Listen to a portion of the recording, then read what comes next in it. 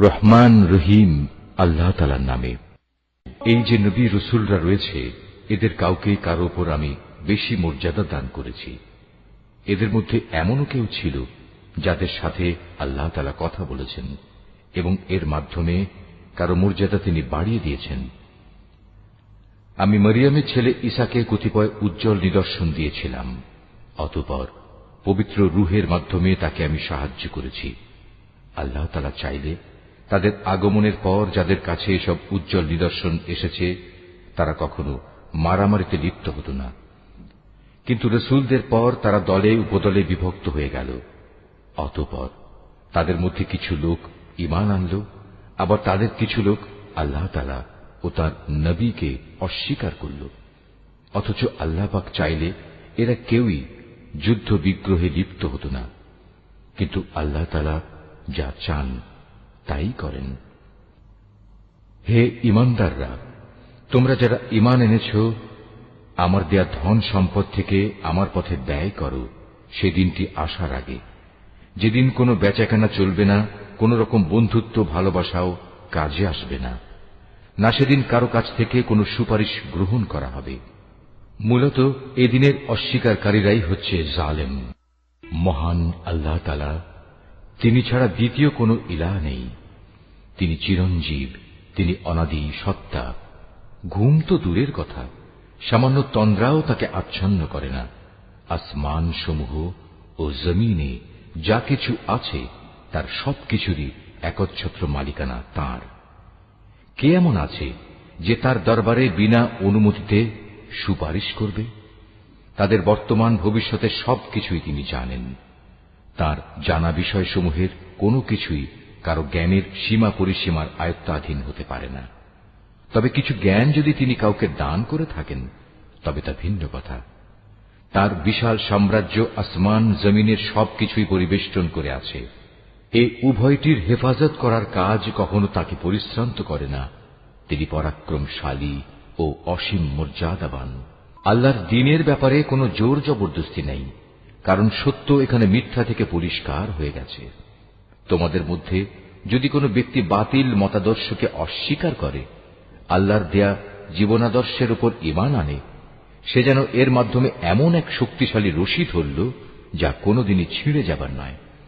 আল্লাহ তাআলা সবকিছুই শোনেন এবং সবকিছুই জানেন। যারা আল্লাহর উপর ঈমান আনে, আল্লাহ তাআলাই হচ্ছেন তাদের সাহায্যকারী বন্ধু।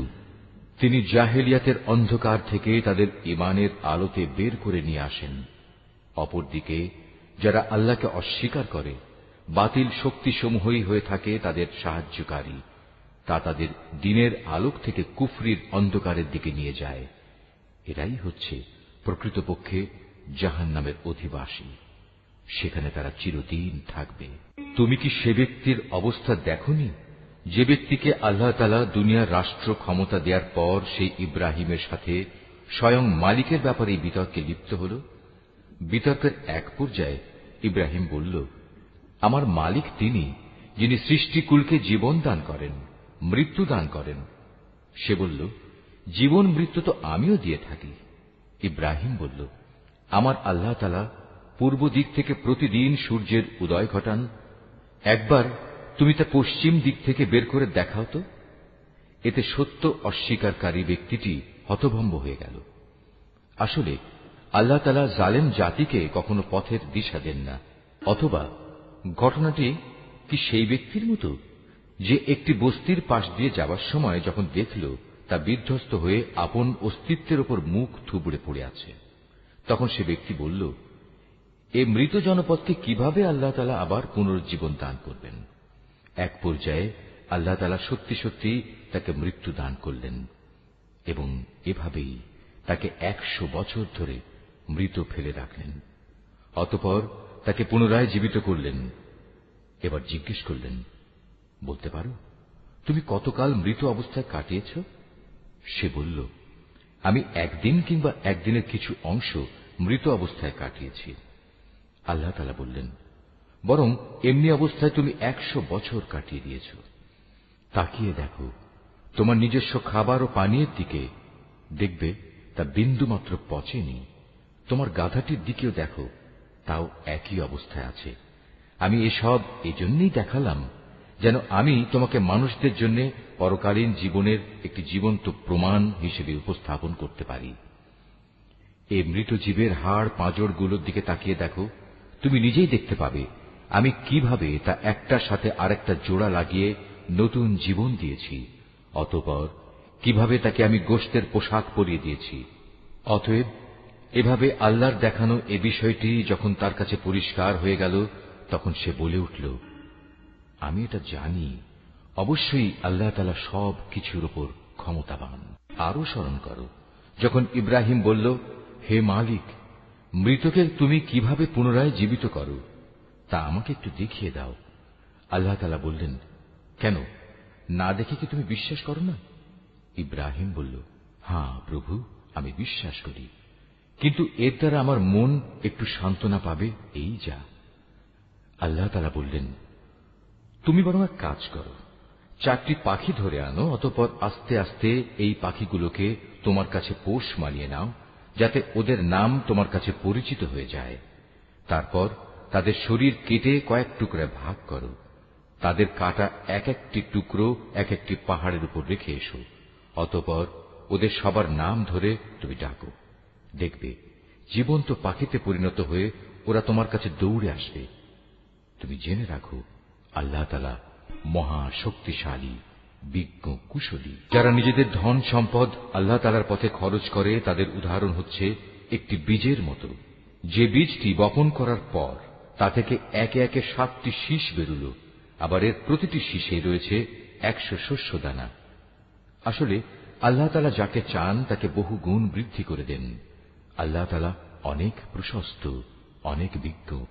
যারা আল্লাহ তাআলার পথে নিজেদের ধন সম্পদ ব্যয় করে এবং ব্যয় করে তা প্রচার করে বেড়ায় না, খোঁটা দেয় না এবং কষ্টও দেয় না, এজন্য তাদের মালিকদের কাছে তাদের জন্য পুরস্কার সংরক্ষিত রয়েছে।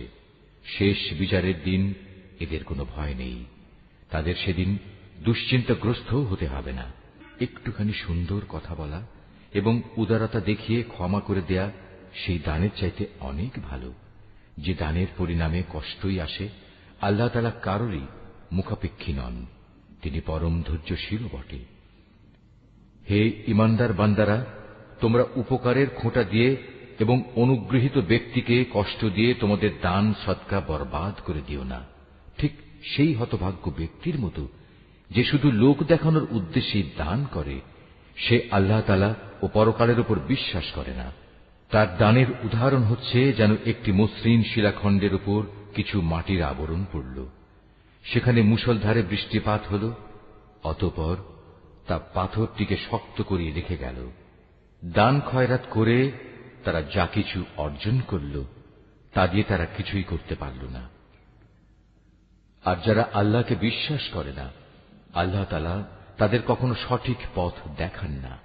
অপরদিকে যারা আল্লাহ তাআলার সন্তুষ্টির জন্য এবং নিজেদের মানসিক অবস্থা আল্লাহর পথে সুদৃঢ় রাখার জন্য নিজেদের ধন সম্পদ ব্যয় করে, তাদের উদাহরণ হচ্ছে যেন তা কোনো উঁচু পাহাড়ের উপত্যকায় একটি সুসজ্জিত ফসলের বাগান। যদি সেখানে প্রবল বৃষ্টিপাত হয়, তাহলে ফসলের পরিমাণ দ্বিগুণ হয়, আর প্রবল বৃষ্টিপাত না হলেও বৃষ্টির শিশির বিন্দুগুলোই ফসলের জন্য যথেষ্ট হয়। আল্লাহ তাআলা ভালো করে পর্যবেক্ষণ করেন তোমরা কে কি কাজ করো। তোমাদের কেউ কি চাইবে যে তার কাছে ফলে ফুলে সুশোভিত একটি বাগান থাকুক, যাতে খেজুর ও আঙুর সহ বিভিন্ন ধরনের ফলমূল থাকবে, তার তলদেশ দিয়ে আবার প্রবহমান থাকবে কতিপয় ঝর্ণাধারা, আর এর ফল ভোগ করার আগেই বাগানের মালিক বয়সের ভারে নুয়ে পড়বে এবং তার কিছু দুর্বল সন্তান থাকবে। এই অবস্থায় হঠাৎ করে এক আগুনে বাতাস এসে তার সব স্বপ্ন জ্বালিয়ে দিয়ে যাবে। এভাবেই আল্লাহ তাআলা তার নিদর্শনগুলো তোমাদের কাছে সুস্পষ্টভাবে বর্ণনা করেন, যাতে তোমরা আল্লাহ তাআলার এসব কথার উপর চিন্তা গবেষণা করতে পারো। হে ঈমানদার লোকেরা, তোমরা নিজেরা যা অর্জন করেছ সে পবিত্র সম্পদ এবং যা আমি জমিনের ভেতর থেকে তোমাদের জন্য বের করে এনেছি, তার থেকে একটি উৎকৃষ্ট অংশ আল্লাহর পথে ব্যয় করো। আল্লাহর জন্য এমন নিকৃষ্টতম জিনিসগুলো বেছে রেখে তার থেকে ব্যয় করো না, যা অন্যরা তোমাদের দিলে তোমরা তা গ্রহণ করবে না। অবশ্য যা কিছু তোমরা অনিচ্ছাকৃতভাবে গ্রহণ করো তা আলাদা।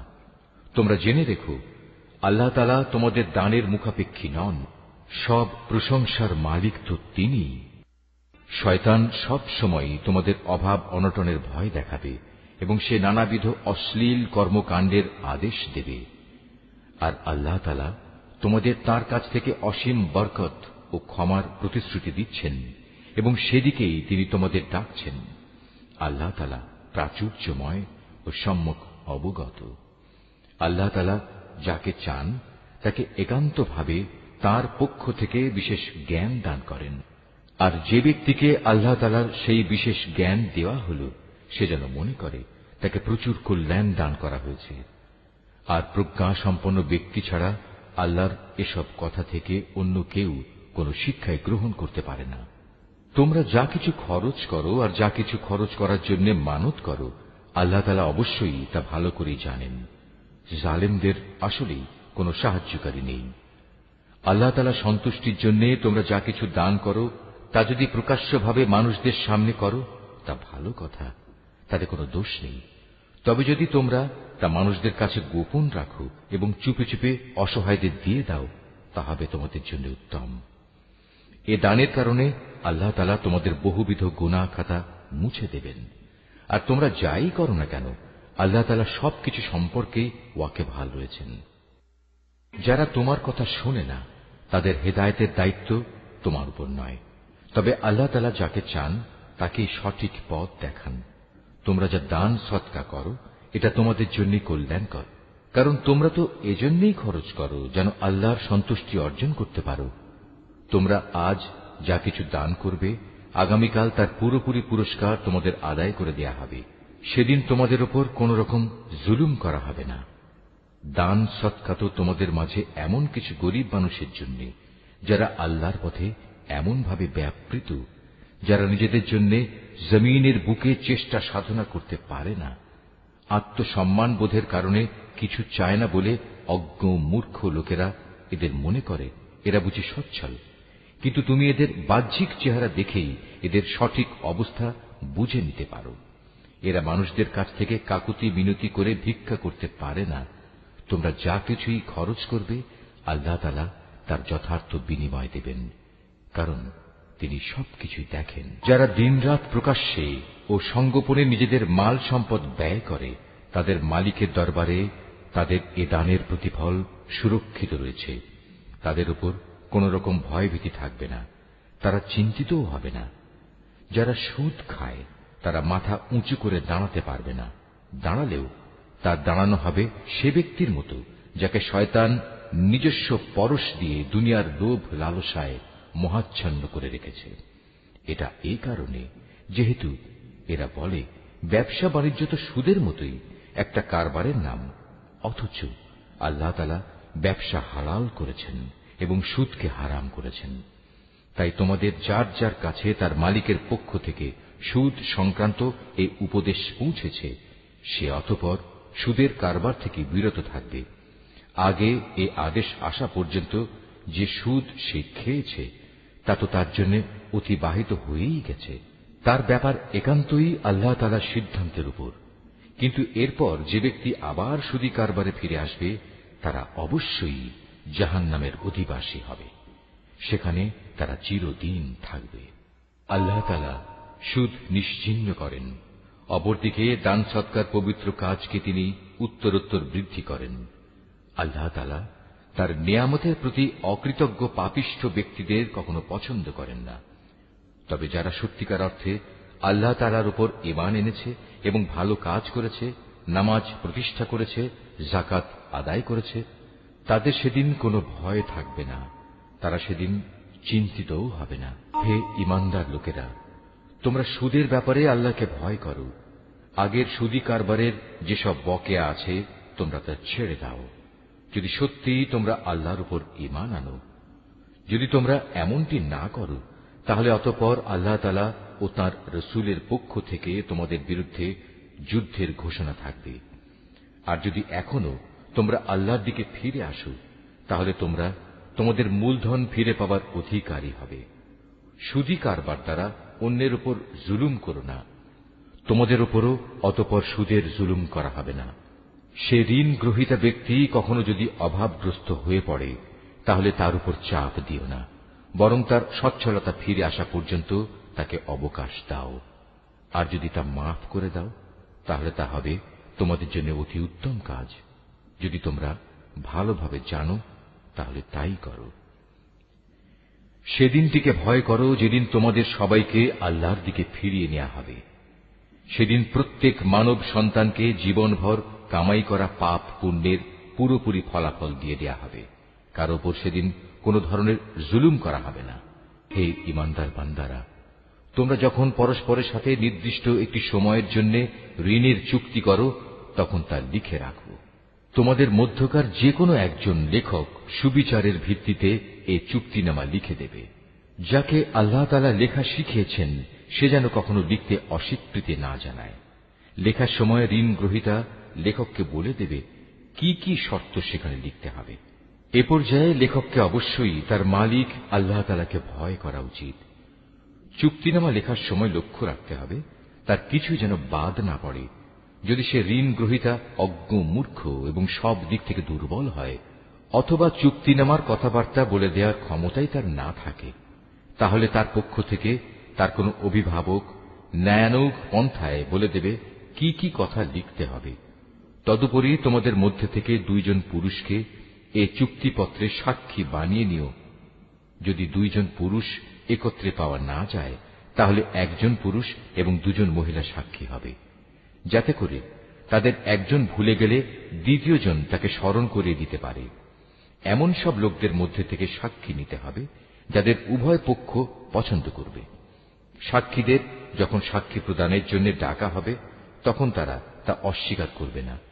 লেনদেনের সময় পরিমাণ ছোট হোক কিংবা বড় হোক, দিনক্ষণ সহ তা লিখে রাখার ব্যাপারে অবহেলা করো না। এটা আল্লাহর কাছে ন্যায্যতর ও সাক্ষ্য দানের ক্ষেত্রে অধিক মজবুত ভিত্তির উপর প্রতিষ্ঠিত, এবং পরবর্তীকালে যাতে তোমরা সন্দিগ্ধ না হও, তার সমাধানের জন্যও এটা নিকটতর পন্থা। যা কিছু তোমরা নগদ হাতে হাতে আদান প্রদান করো, তা সব সময় না লিখলেও তোমাদের কোনো ক্ষতি নেই। তবে ব্যবসায়িক লেনদেনের সময় অবশ্যই সাক্ষী রাখবে। দলিলের লেখক ও চুক্তিনামার সাক্ষীদের কখনো তাদের মত বদলানোর জন্য কষ্ট দেয়া যাবে না। তারপরেও তোমরা যদি তাদের এ ধরনের যাতনা প্রদান করো, তাহলে জেনে রেখো তা হবে তোমাদের জন্য একটি মারাত্মক গুনাহ। এ ব্যাপারে আল্লাহ তাআলা তোমাদের সব কিছুই শিখিয়ে দিচ্ছেন, কেননা আল্লাহ তাআলা সব কিছুই জানেন। যদি তোমরা কখনো সফরে থাকো এবং এ কারণে ঋণের চুক্তি লেখার মতো কোনো লেখক না পাও, তাহলে চুক্তি লেখার বদলে কোনো জিনিস বন্ধক রেখে দাও। যখন তোমাদের কোনো ব্যক্তি অপর ব্যক্তিকে কোনো বন্ধকি জিনিসের ব্যাপারে বিশ্বাস করে, এমতাবস্থায় যে ব্যক্তিকে বিশ্বাস করা হয়েছে তার উচিত সেই আমানত যথাযথ ফেরত দেয়া এবং আমানতের ব্যাপারে আল্লাহ তাআলাকে ভয় করা, যিনি তার মালিক। তোমরা কখনো সাক্ষ্য গোপন করো না। যে ব্যক্তি তা গোপন করে, সে অবশ্যই অন্তরের দিক থেকে পাপিষ্ঠ সাব্যস্ত হয়।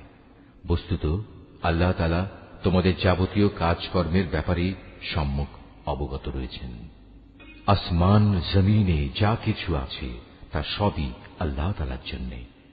তোমরা তোমাদের মনের ভেতরে যা কিছু আছে তা যদি প্রকাশ করো কিংবা তা গোপন করো, আল্লাহ তাআলা একদিন তোমাদের কাছ থেকে এর পুরোপুরি হিসাব গ্রহণ করবেন। এরপর তিনি যাকে ইচ্ছা তাকে মাফ করে দেবেন, আবার যাকে ইচ্ছা তাকে তিনি শাস্তি দেবেন। আল্লাহ তাআলা সব কিছুর উপর ক্ষমতাবান। আল্লাহর রসূল সে বিষয়ের উপর ঈমান এনেছে যা তার উপর তার মালিকের পক্ষ থেকে নাযিল করা হয়েছে, আর যারা সে রসূলের উপর বিশ্বাস স্থাপন করেছে তারাও সে একই বিষয়ের উপর ঈমান এনেছে। এরা সবাই ঈমান এনেছে আল্লাহর উপর, তার ফেরেশতাদের উপর, তার কিতাব সমূহের উপর, তার রসূলদের উপর। তারা বলে, আমরা তার পাঠানো নবী রসূলদের কারো মাঝে কোন রকম পার্থক্য করি না। আর তারা বলে, আমরা তো আল্লাহর নির্দেশ শুনেছি এবং তা মেনেও নিয়েছি। হে আমাদের মালিক, আমরা তোমার ক্ষমা চাই এবং আমরা জানি আমাদের একদিন তোমার কাছেই ফিরে যেতে হবে। আল্লাহ তাআলা কখনো কাউকেই তার শক্তি সামর্থ্যের বাইরে কোনো কাজের দায়িত্ব চাপিয়ে দেন না। সে ব্যক্তির জন্য ততটুকু বিনিময় রয়েছে যতটুকু সে এ দুনিয়ায় সম্পন্ন করবে। আবার সে যতটুকু মন্দ দুনিয়ায় অর্জন করেছে তার উপর তার ততটুকু শাস্তি পতিত হবে।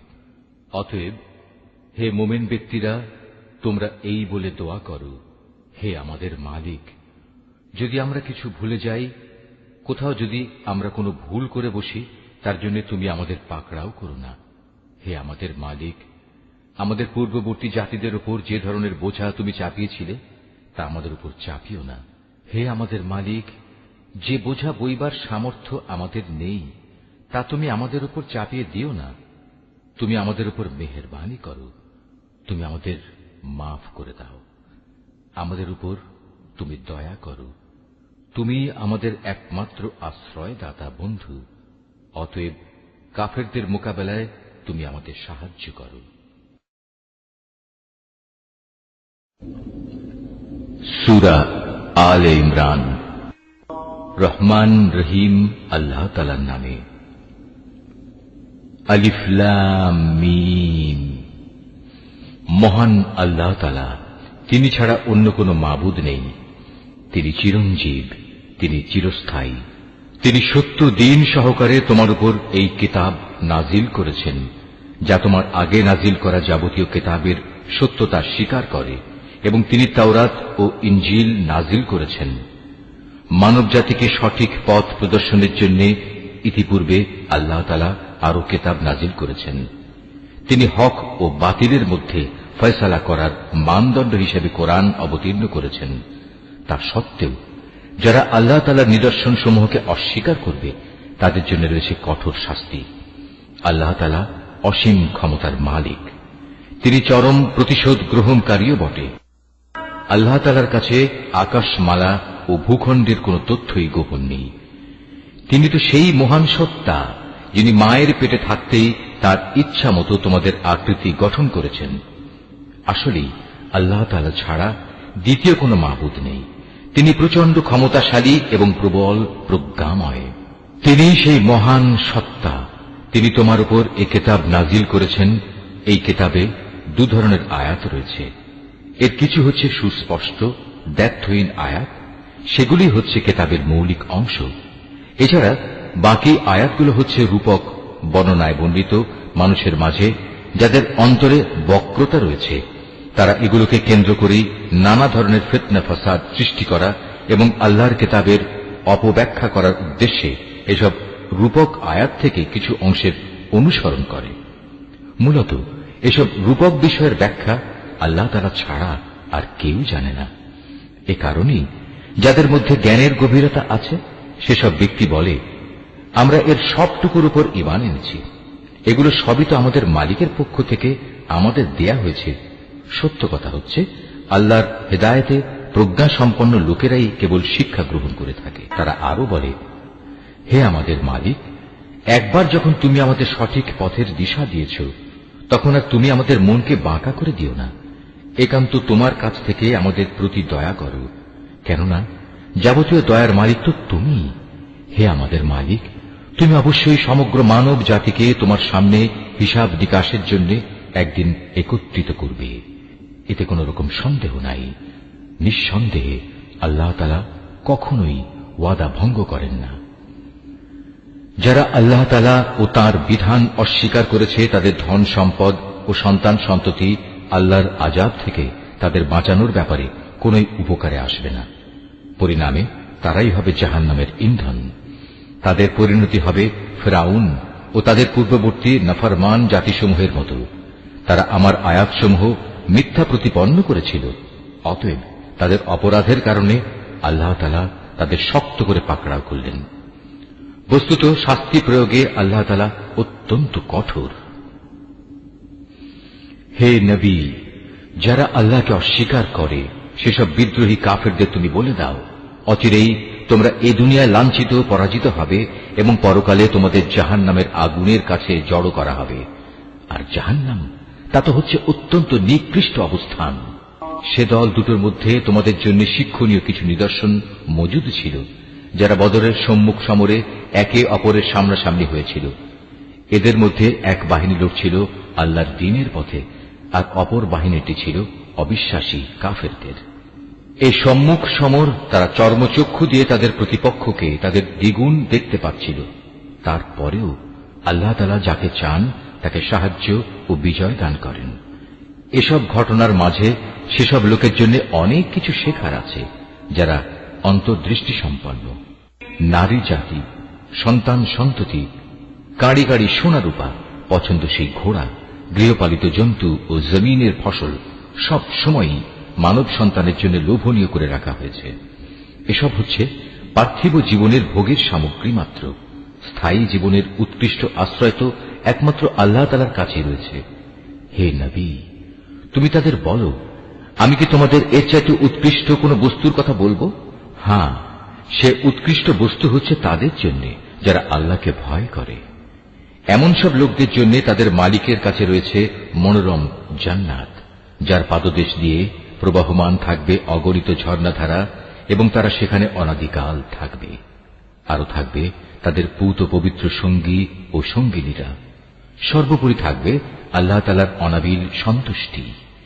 আল্লাহ তাআলা নিজ বান্দাদের কার্যকলাপের উপর সর্বদা সতর্ক দৃষ্টি রাখেন। যারা বলে, হে আমাদের মালিক, আমরা অবশ্যই তোমার উপর ঈমান এনেছি, অতঃপর আমাদের যা গুনাহখাতা হয়ে যায় তা তুমি মাফ করে দাও, এবং শেষ বিচারের দিন তুমি আমাদের জাহান্নামের আগুন থেকে বাঁচিয়ে দিও। এরা হচ্ছে ধৈর্যশীল এবং সত্যাশ্রয়ী। এরাই অনুগত এবং দানশীল। সর্বোপরি এরা হচ্ছে শেষ রাতে কিংবা উষা লগ্নে ক্ষমা প্রার্থনাকারী। আল্লাহ তাআলা স্বয়ং সাক্ষ্য দিচ্ছেন, তিনি ছাড়া অন্য কোন মাবুদ নেই। ফেরেশতারা এবং জ্ঞানবান মানুষেরাও এই একই সাক্ষ্য দিচ্ছে। আল্লাহ তাআলাই একমাত্র ন্যায় ও ইনসাফ কার্যকর করেন। তিনি ছাড়া দ্বিতীয় কোন মাবুদ নাই। তিনি পরাক্রমশালী, তিনি প্রজ্ঞাময়। নিঃসন্দেহে মানুষের জীবন বিধান হিসেবে আল্লাহ তাআলার কাছে ইসলামই একমাত্র গ্রহণযোগ্য ব্যবস্থা। যাদের আল্লাহর পক্ষ থেকে কিতাব দেওয়া হয়েছিল, তারা এই জীবন বিধান থেকে বিচ্যুত হয়ে নিজেরা একে অপরের প্রতি বিদ্বেষ ও হিংসার বশবর্তী হয়ে বিভিন্ন দলে উপদলে বিভক্ত হয়ে মতানৈক্যে লিপ্ত হয়ে পড়েছিল। তাও আবার তাদের কাছে আল্লাহর পক্ষ থেকে সঠিক জ্ঞান আসার পর যে ব্যক্তি আল্লাহর বিধান অস্বীকার করবে তার জানা উচিত অবশ্যই আল্লাহ তাআলা দ্রুত হিসাব গ্রহণকারী। যদি এসব মানুষ তোমার সাথে এ ব্যাপারে কোনরূপ বিতর্কে লিপ্ত হয়, তাহলে তুমি তাদের বলে দাও, আমি এবং আমার অনুসারীরা সবাই আল্লাহর কাছে আত্মসমর্পণ করে নিয়েছি।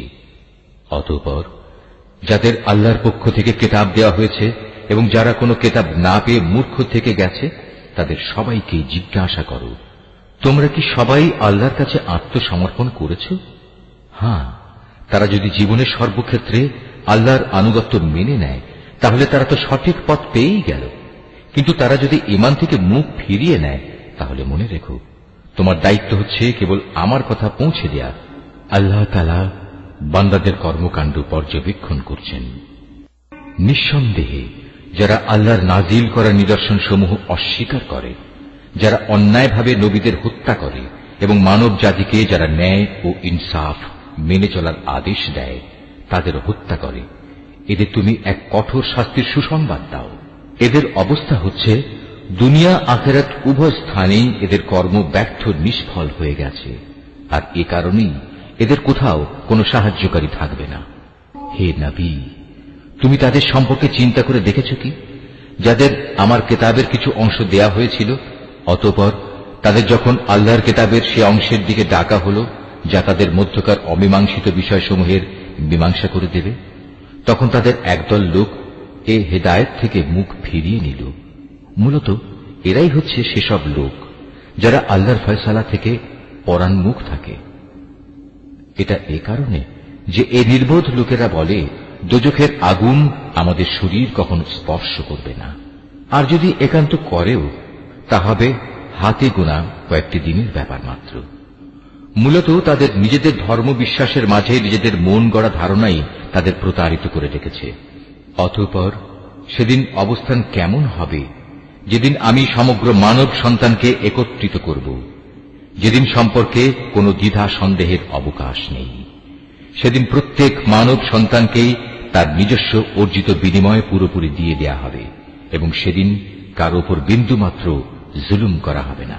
হে নবী, তুমি বলো, হে রাজাধিরাজ মহান আল্লাহ, তুমি যাকে ইচ্ছা তাকে সাম্রাজ্য দান করো, আবার যার কাছ থেকে চাও তা কেড়েও নিয়ে যাও। যাকে ইচ্ছা তুমি সম্মানিত করো, যাকে ইচ্ছা তুমি অপমানিত করো। সব রকমের কল্যাণ তো তোমার হাতেই নিবদ্ধ। নিশ্চয়ই তুমি সবকিছুর উপর একক ক্ষমতাবান। তুমি রাতকে দিনের মাঝে শামিল করো, আবার দিনকে রাতের ভেতর শামিল করো। প্রাণহীন বস্তু থেকে তুমি যেমন প্রাণের আবির্ভাব ঘটাও, আবার প্রাণহীন অসাড় বস্তু বের করে আনো প্রাণ সর্বস্ব জীব থেকে, এবং যাকে ইচ্ছা তুমি বিনা হিসেবে রিজিক দান করো। ইমানদার ব্যক্তিরা কখনো ইমানদারদের বদলে অবিশ্বাসী কাফেরদের নিজেদের বন্ধু বানাবে না। যদি তোমাদের কেউ তা করে তবে আল্লাহর সাথে তার কোনো সম্পর্কই থাকবে না। হ্যাঁ, তাদের কাছ থেকে কোনো আশঙ্কা থাকলে তোমরা নিজেদের বাঁচাতে গেলে ভিন্ন কথা। আল্লাহ তাআলা তো বরং তার নিজের ব্যাপারেই তোমাদের ভয় দেখাচ্ছেন বেশি, কারণ তোমাদের আল্লাহর কাছেই ফিরে যেতে হবে। হে নবী, তুমি বলো, তোমরা তোমাদের মনের ভেতর কিছু গোপন করে রাখো কিংবা তা সবার সামনে প্রকাশ করে দাও, তা আল্লাহ তাআলা ভালোভাবে অবগত হন। আসমান, জমিন ও এর আভ্যন্তরীণ সবকিছু তিনি জানেন।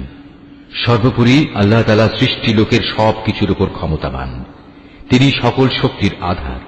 যেদিন প্রত্যেকেই তার ভালো কাজ সামনে হাজির দেখতে পাবে, যে ব্যক্তির কৃতকর্ম খারাপ থাকবে সে সেদিন কামনা করতে থাকবে যে তার মধ্যে এবং বিচারের এই দিনটির মাঝে যদি দুস্তর একটা তফাৎ থাকত।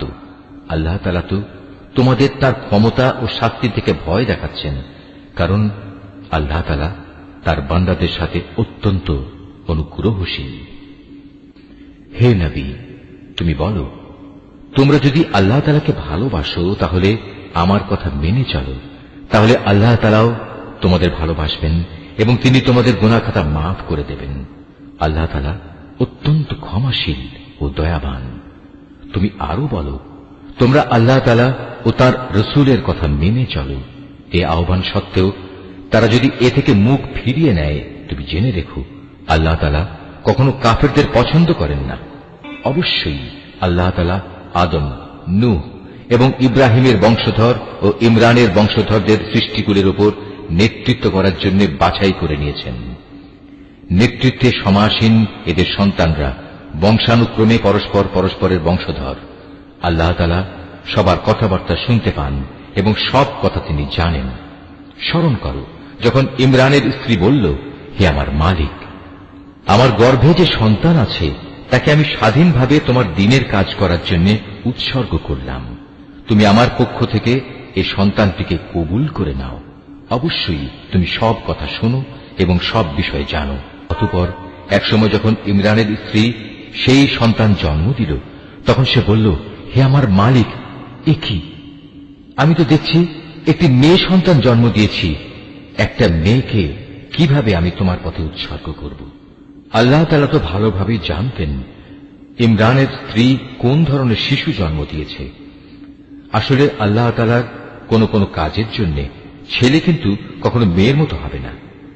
ইমরানের স্ত্রী বলল, আমি এই শিশুর নাম রাখলাম মারিয়াম, এবং আমি এই শিশু ও তার অনাগত সন্তানকে অভিশপ্ত শয়তানের অনিষ্ট থেকে রক্ষার জন্য তোমার কাছে আশ্রয় চাই। আল্লাহ তাআলা ইমরানের স্ত্রীর দোয়া কবুল করলেন এবং এ মেয়েটিকে অত্যন্ত আগ্রহ ভরেই গ্রহণ করে নিলেন এবং ধীরে ধীরে এই মেয়েটিকে তিনি ভালোভাবে গড়ে তুললেন। আর সেজন্যই আল্লাহ তাআলা তাকে জাকারিয়ার তত্ত্বাবধানে রেখে দিলেন। বড় হবার পর যখনই জাকারিয়া তার কাছে তার নিজস্ব ইবাদতের কক্ষে যেত, তখনই দেখতে পেত সেখানে কিছু খাবার মজুদ রয়েছে। খাবার দেখে জাকারিয়া জিজ্ঞেস করত, হে মারিয়াম, এসব খাবার তোমার কাছে কোত্থেকে আসে? মারিয়াম জবাব দিত, এসব আসে আমার মালিক আল্লাহর কাছ থেকে। আর অবশ্যই আল্লাহ তাআলা যাকে চান তাকে বিনা হিসেবে রিজিক দান করেন। সেখানে দাঁড়িয়েই জাকারিয়া তার মালিকের কাছে দোয়া করল, হে আমার মালিক, তুমি তোমার কাছ থেকে আমাকে তোমার অনুগ্রহের প্রতীক হিসেবে একটি নেক সন্তান দান করো। নিশ্চয়ই তুমি মানুষের ডাক শোনো। ফেরেশতারা তাকে ডাক দিল এমন এক সময়ে যখন সে ইবাদতের কক্ষে নামাজ আদায় করছিল, ফেরেশতারা বলল, হে জাকারিয়া, আল্লাহ তাআলা তোমার ডাক শুনেছেন। অবশ্যই আল্লাহ তাআলা তোমাকে ইয়াহিয়ার জন্ম সম্পর্কে সুসংবাদ দিচ্ছেন। তোমার সে সন্তান আল্লাহর পক্ষ থেকে তার বাণীর সত্যায়ন করবে। সে হবে সমাজের নেতা, সে হবে সচ্চরিত্রবান, সে হবে নবী, সর্বোপরি সে হবে সৎ কর্মশীল ব্যক্তিদের একজন। এ কথা শুনে জাকারিয়া বলল, হে আমার মালিক, আমার ঘরে ছেলে হবে কিভাবে? একে তো আমি নিজে বার্ধক্যে উপনীত হয়ে গেছি, তদুপরি আমার স্ত্রীও বন্ধা, সন্তান ধারণে সম্পূর্ণ অক্ষম। আল্লাহ তাআলা বললেন, হ্যাঁ, এভাবেই হয়। আল্লাহ তাআলা যা চান তাই তিনি করেন। জাকারিয়া নিবেদন করল, হে মালিক, তুমি আমার জন্য এর কিছু পূর্ব লক্ষণ ঠিক করে দাও। আল্লাহ তাআলা বললেন, হ্যাঁ, তোমার সে লক্ষণ হবে এই যে তুমি 3 দিন 3 রাত পর্যন্ত মানুষের সাথে ইশারা ইঙ্গিত ছাড়া কথাবার্তা বলবে না। এই অবস্থায় তুমি তোমার মালিককে বেশি বেশি স্মরণ করবে এবং সকাল সন্ধ্যায় তার পবিত্র নামসমূহের তসবিহ পাঠ করতে থাকবে। রুকু 5। অতঃপর মরিয়ম বয়প্রাপ্ত হল। আল্লাহর ফেরেশতারা যখন বলল, হে মরিয়ম, আল্লাহ তাআলা নিঃসন্দেহে তোমাকে একটি বিশেষ কাজের জন্য বাছাই করেছেন এবং এজন্যে তোমাকে তিনি পবিত্র করেছেন এবং বিশ্বের নারীকুলের উপর তিনি তোমাকে সম্মানিত করেছেন। হে মরিয়ম, এর যোগ্য হওয়ার জন্য তুমি সর্বদা তোমার মালিকের অনুগত হও, তার কাছে আনুগত্যের মাথা নত করো। রুকুকারীদের সাথে তুমিও আল্লাহর সামনে রুকু করো।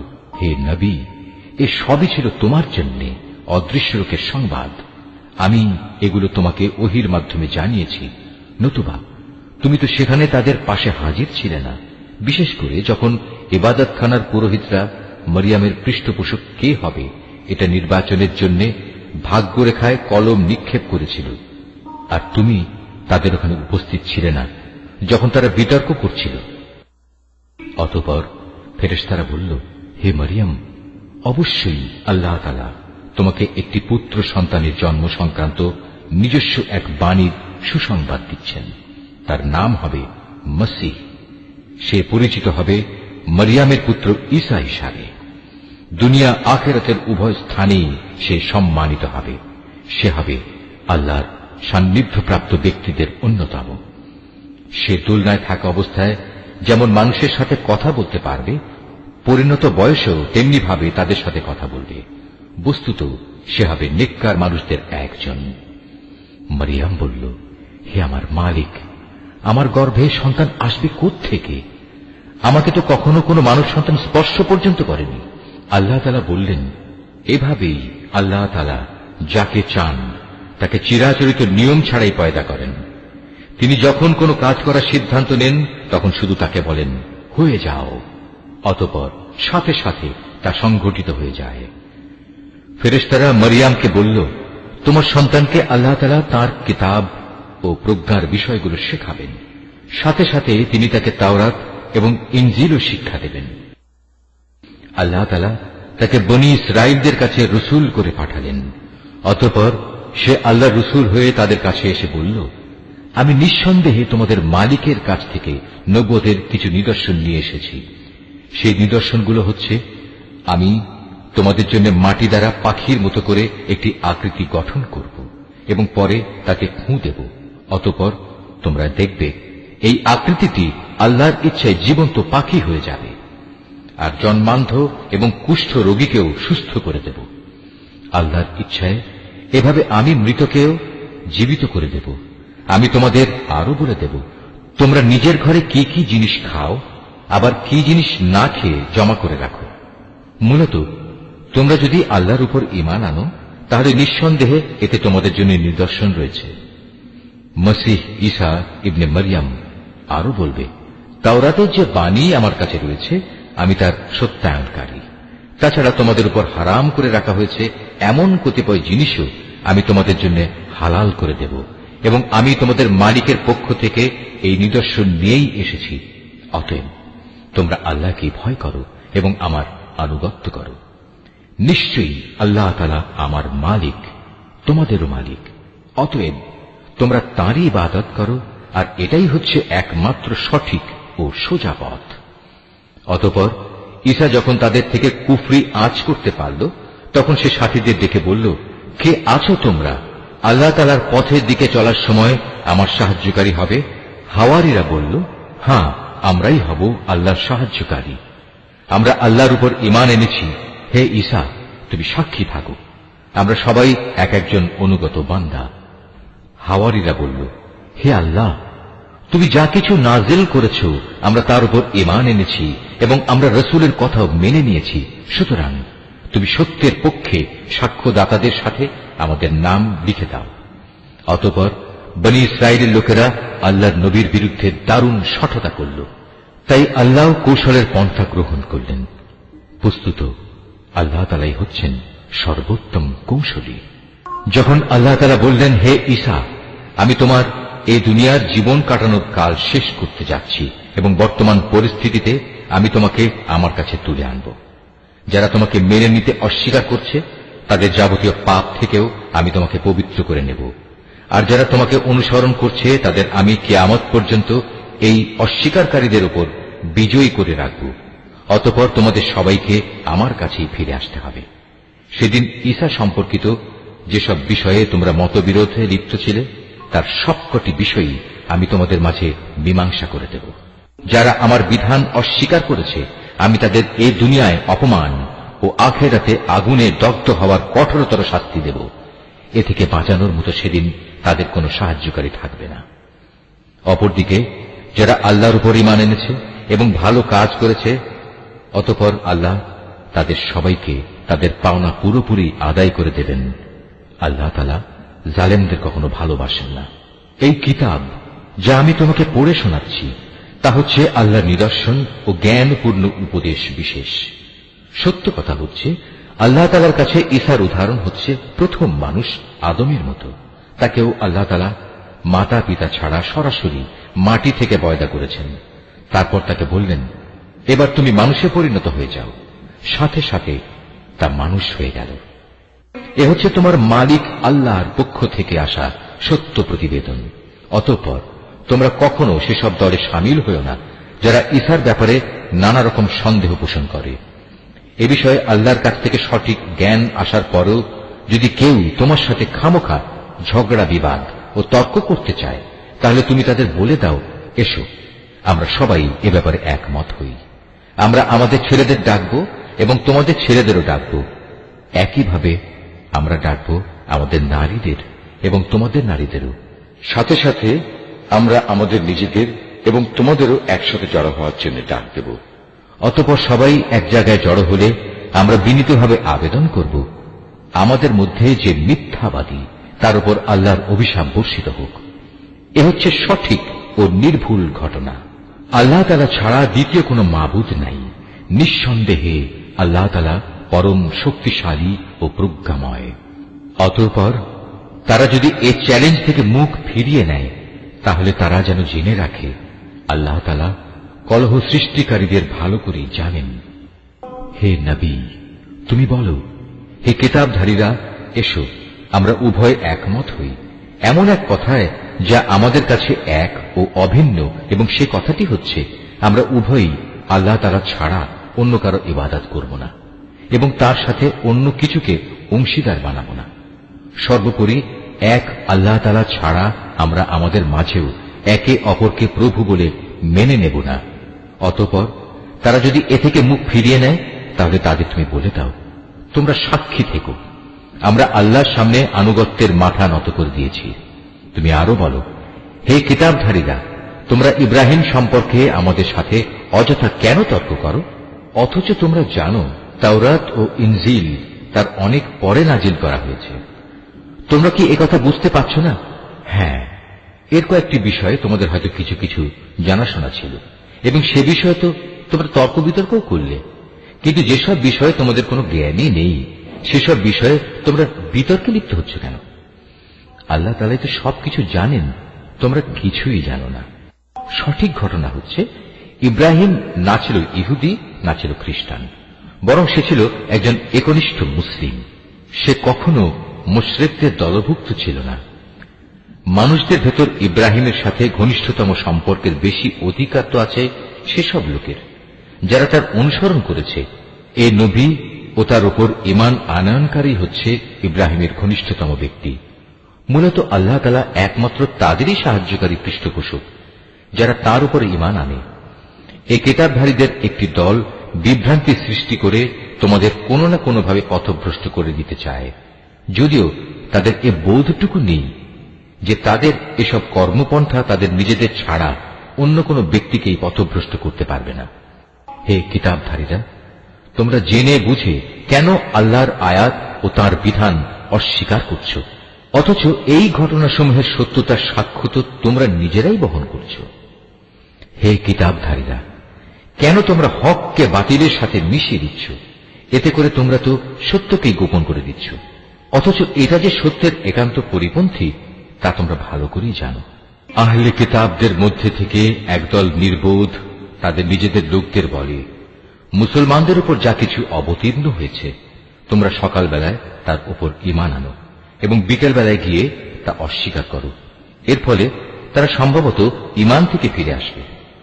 যারা তোমাদের জীবন বিধানের অনুসরণ করে এমন সব লোকজন ছাড়া অন্য কারো কথাই তোমরা মেনে নিও না। হে নবী, তুমি বলে দাও, একমাত্র হেদায়েত হচ্ছে আল্লাহর হেদায়েত।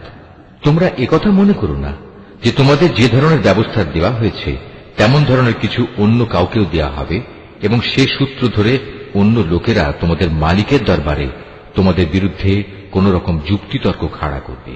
হে নবী, তুমি তাদের বলে দাও, হেদায়েতের এ অনুগ্রহ তো আল্লাহর হাতেই। তিনি যাকে ইচ্ছা তাকেই তা দান করেন।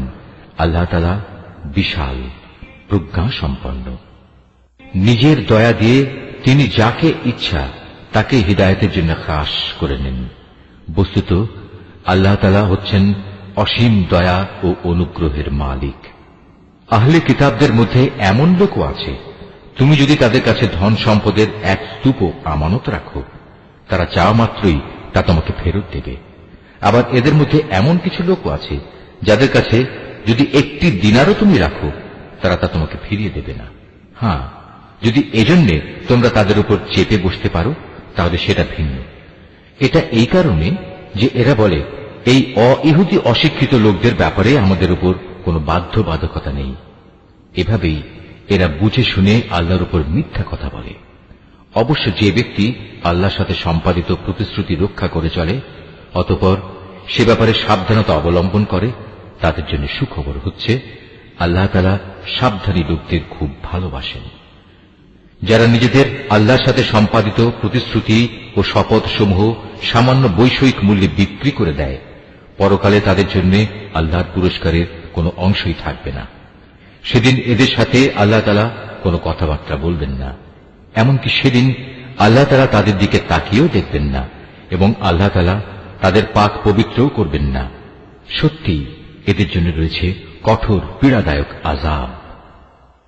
এদের মধ্যে এমন কিছু লোকও আছে যারা কিতাবের কোনো অংশ যখন পড়ে তখন নিজেদের জিহ্বাকে এমনভাবে এদিক সেদিক করে নেয় যাতে তোমরা মনে করতে পারো যে সে সত্যি বুঝি তা কিতাবের কোনো অংশ, কিন্তু তা কিতাবের কোনো অংশই নয়। তারা আরো বলে এটা আল্লাহর কাছ থেকেই এসেছে, কিন্তু আসলে তা আল্লাহর কাছ থেকে আসা কিছু নয়। এরা জেনে শুনে আল্লাহর উপর মিথ্যা কথা বলে চলেছে। কোন মানব সন্তানের পক্ষেই এটা সম্ভব নয় যে আল্লাহ তাআলা তাকে তার কিতাব, প্রজ্ঞা ও নবুয়ত দান করবেন। অতঃপর সে লোকদের ডেকে বলবে, তোমরা আল্লাহকে ছেড়ে এখন সবাই আমার বান্দা হয়ে যাও। বরং সে তো নবুয়ত প্রাপ্তির পর একথাই বলবে, তোমরা সবাই তোমাদের মালিকের বান্দা হয়ে যাও। এটা এই কারণে যে তোমরাই মানুষদের এই কিতাব শেখাচ্ছিলে এবং তোমরা নিজেরাও তাই অধ্যয়ন করছিলে। আল্লাহর ফেরেশতা ও তার নবীদের প্রতিপালক রূপে স্বীকার করে নিতে এ ব্যক্তি তোমাদের কখনো আদেশ দেবে না। একবার আল্লাহর অনুগত মুসলমান হবার পর সে কিভাবে তোমাদের পুনরায় কুফরির আদেশ দিতে পারে? আল্লাহ তাআলা যখন তার নবীদের কাছ থেকে প্রতিশ্রুতি নিয়েছিলেন তখন তিনি বলেছিলেন, এ হচ্ছে কিতাব ও তার ব্যবহারিক জ্ঞান কৌশল যা আমি তোমাদের দান করলাম। অতঃপর তোমাদের কাছে যখন আমার কোন রসূল আসবে যে তোমাদের কাছে রক্ষিত আগের কিতাবের সত্যায়ন করবে, তখন তোমরা অবশ্যই তার আনিত বিধানের উপর ঈমান আনবে এবং তাকে সাহায্য করবে। আল্লাহ তাআলা জিজ্ঞাসা করলেন, তোমরা কি এ কথার উপর আমারে অঙ্গীকার গ্রহণ করেছ? তারা বলল, হ্যাঁ, আমরা মেনে চলার অঙ্গীকার করছি। আল্লাহ তাআলা বললেন, তাহলে তোমরা সাক্ষী থেকো এবং আমিও তোমাদের সাথে এ অঙ্গীকারের সাক্ষী হয়ে রইলাম। অতঃপর যারা তা ভঙ্গ করে এ থেকে মুখ ফিরিয়ে নেবে তারা অবশ্যই বিদ্রোহী বলে পরিগণিত হবে। তারা কি আল্লাহর দেয়া জীবন ব্যবস্থার বদলে অন্য কোন বিধানের সন্ধান করছে?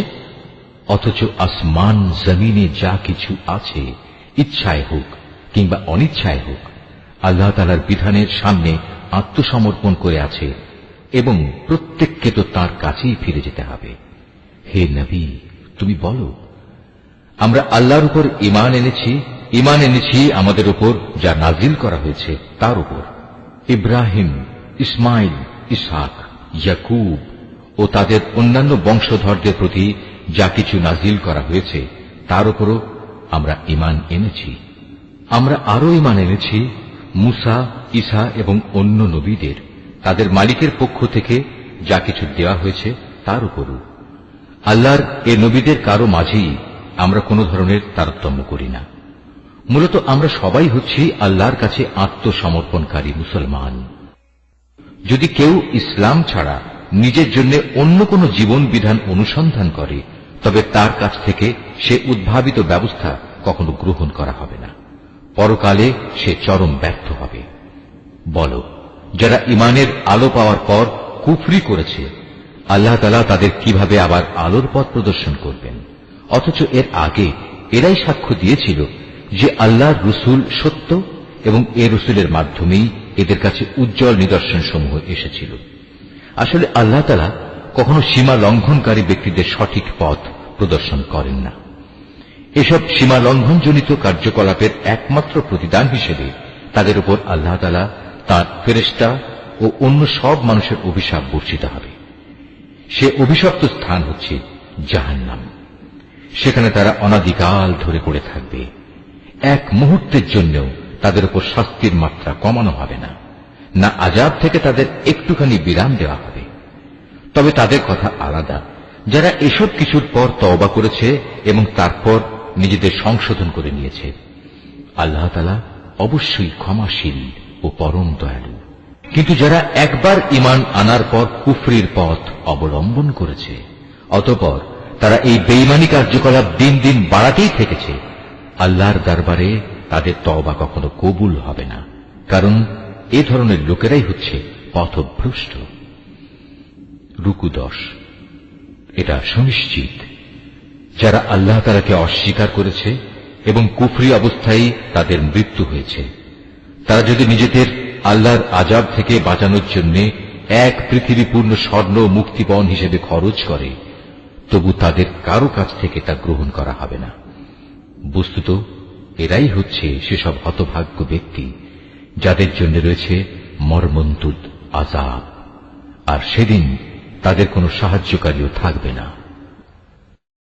নিশ্চয়ই আল্লাহ যা বলেছেন সত্য বলেছেন।